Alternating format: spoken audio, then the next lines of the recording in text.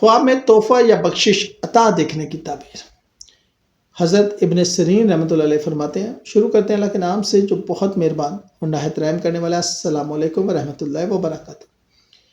پسندیدہ چیز کا تحفہ ملا۔ اگر خواب میں کوئی پسندیدہ چیز جیسے سونا، چاندی، کپڑا تحفے میں ملے تو یہ خیر و نیکی حاصل ہونے کی دلیل ہے۔ نامعلوم شخص کا تحفہ۔ اگر تحفہ دینے والا نامعلوم یا انجان شخص ہو تو یہ دنیا کی طرف سے ذلت یا رسوائی کی علامت ہو سکتی ہے۔ جھوٹے وعدے پر تحفہ۔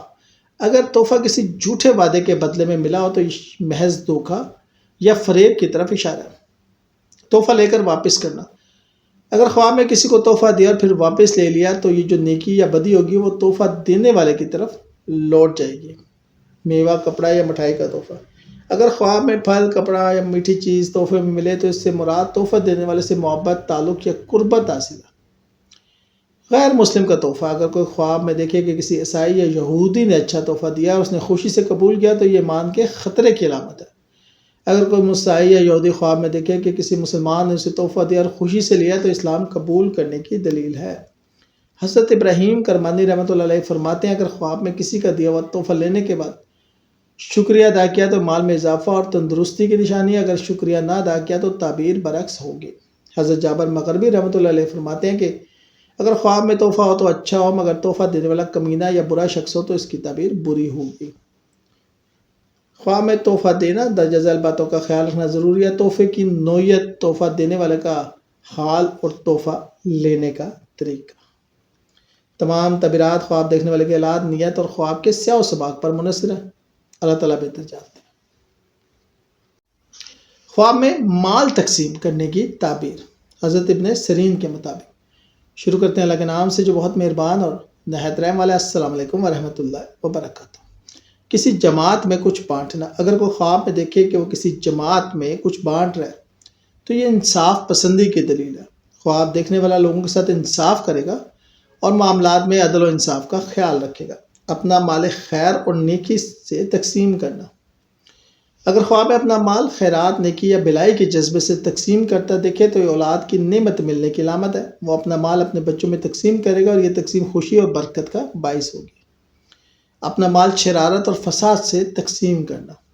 اگر کوئی خواب میں اپنا مال بد نیتی، فساد یا شرارت کے جذبے سے بانٹتا دیکھے تو یہ مال کے تباہ ہونے کی نشانی ہے۔ اس کا مال ضائع ہو سکتا ہے یا بے برکتی کا شکار ہو سکتا ہے۔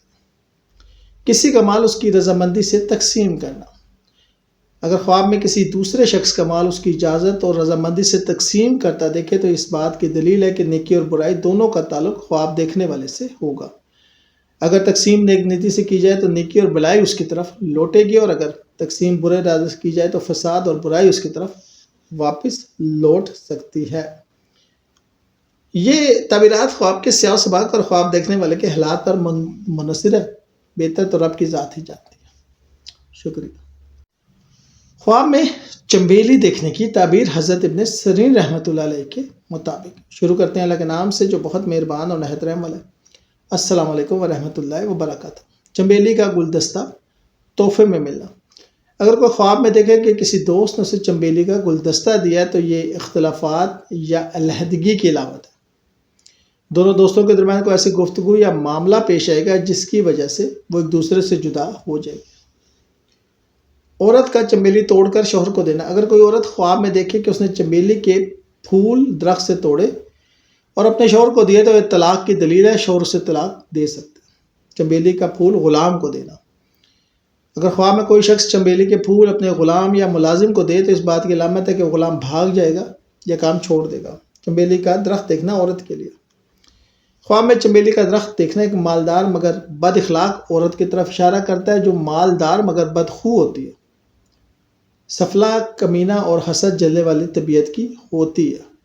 اگر چنبیلی خوشبودار ہو تو پھر وہ عورت احسان مند اور نیک دل بھی ہو سکتی ہے۔